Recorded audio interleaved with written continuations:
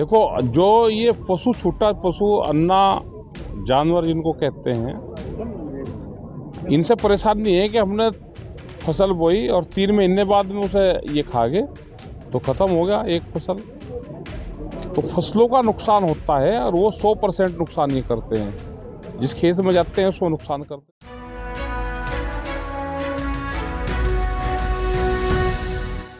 किसान नेता राकेश टिकैत ने कहा कि उनका संगठन भारतीय किसान यूनियन अगले साल होने वाले लोकसभा चुनाव में किसी भी राजनीतिक दल को कतई अपना समर्थन नहीं देगा।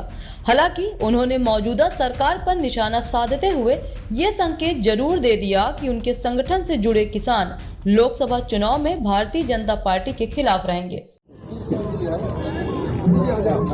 किसान अन्ना जानवरों से परेशान है, तो क्या कितनी परेशानी हो रही है और अन्ना जानवरों को हटाने के लिए सरकार कुछ कर रही है? देखो, जो ये पशु छूटा पशु अन्ना जानवर जिनको कहते हैं, इनसे परेशान नहीं है कि हमने फसल बोई और 3 महीने बाद में उसे ये खा गए तो ख़त्म हो गया एक फसल।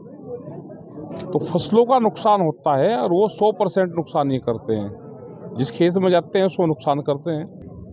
तो उसका आप अंदाज़ा लगा सकते हो कि किसान की अगर फसल बर्बाद होगी तो कितना नुकसान है। और सरकार को कहते हैं लेकिन सरकार कर कुछ नहीं रही।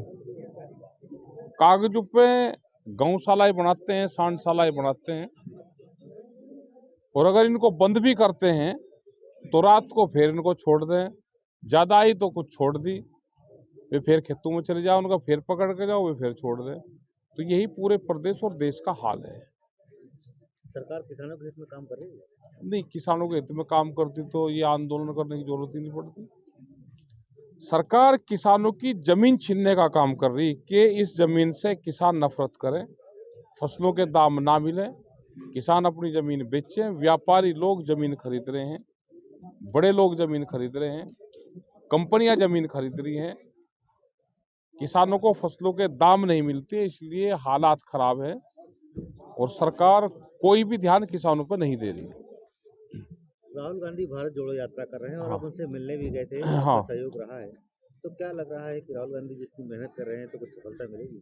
वो तो पॉलिटिकल काम है उनका, मिलेगी नहीं मिलेगी वो तो आने वाला टाइम बताओगा। हमें उससे नहीं, हम तो गए थे क्योंकि उनकी भी सरकारें हैं कई स्टेट में, तो वहाँ आप अपनी स्टेट में जो किसान की समस्या है उसका समाधान करें।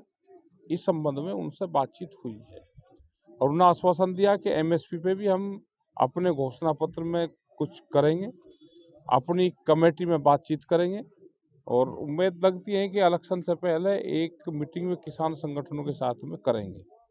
2024 के चुनाव में राकेश टिकैत सपोर्ट करने वाले हैं किसी को? हम किसी को सपोर्ट नहीं करें।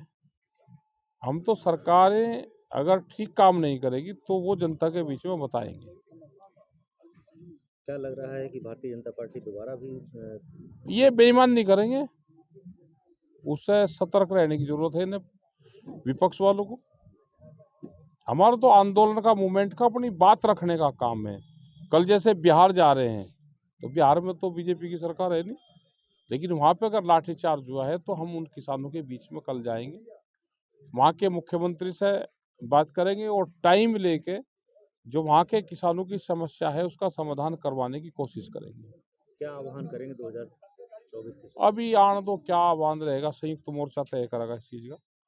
अभी तो मार्च में मीटिंग है, 26 जनवरी की जींद में हरियाणा में बड़ी पंचायत है, अभी उसकी तैयारी सब लोग कर रहे हैं। हरियाणा के लोग हमारे साथी यहाँ पे आए हैं तो अभी उसी की तैयारी सब लोग कर रहे हैं। बता दें कि यूपी के प्रयागराज में लगे माघ मेला क्षेत्र के परेड मैदान में यूनियन के 5 दिनी अधिवेशन की औपचारिक शुरुआत शनिवार को हो गई थी। किसान नेता राकेश टिकैत रविवार की रात को प्रयागराज में माघ मेले में पहुंचे थे। यहां उन्होंने तमाम किसानों से बातचीत की और उनके लिए लंगर भी तैयार किया। राकेश टिकैत को 4 दिनों तक माघ मेला में ही रहना था, लेकिन किसी कारणवश वो नहीं रह सके। माघ मेले में वापस लौटकर राकेश टिकैत संगम की रेती से किसानों के आंदोलन को लेकर कोई बड़ा ऐलान कर सकते हैं। इस चैनल को देखने के लिए लाइक करें, सब्सक्राइब करें और बेल आइकन दबाना ना भूलें।